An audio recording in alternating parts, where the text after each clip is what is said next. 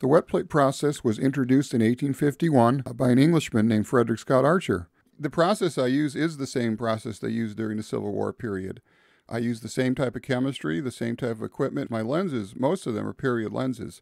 My camera is a dry plate camera made around 1900. Looking through the camera, the picture is upside down and backwards.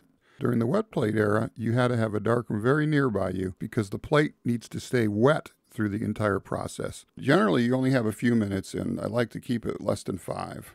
To process a plate, you would go into the darkroom. I have different types of darkrooms. I have one that sits on a stand where I could set up wherever I want. And you can see what you're doing in there. There's generally a red piece of glass that filters the light, but you pour collodion on a plate, and I use mainly glass plates for this article, and it's coated evenly and quickly over the plate, and then it goes into a bath of silver nitrate. Then the plate is put into a plate holder. That plate holder is taken to the camera. The ground glass on the back of the camera comes off, and the plate holder takes the place of the ground glass.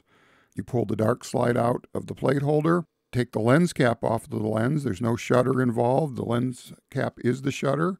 Most of the daylight exposures I did were probably just a couple seconds, so you would count 1001, 1002, 1003, put the lens cap back on, put the dark slide back in, take the plate holder back to the darkroom. Then it is developed and rinsed and then fixed, and then at that point you could actually see your plate.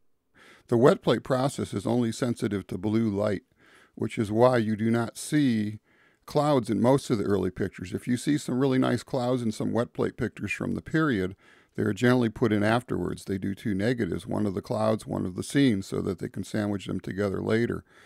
It's just a wonderful process to do. It's all done by hand. It's so magical to see that plate when it comes out of the fixer. It's probably one of my favorite parts to it.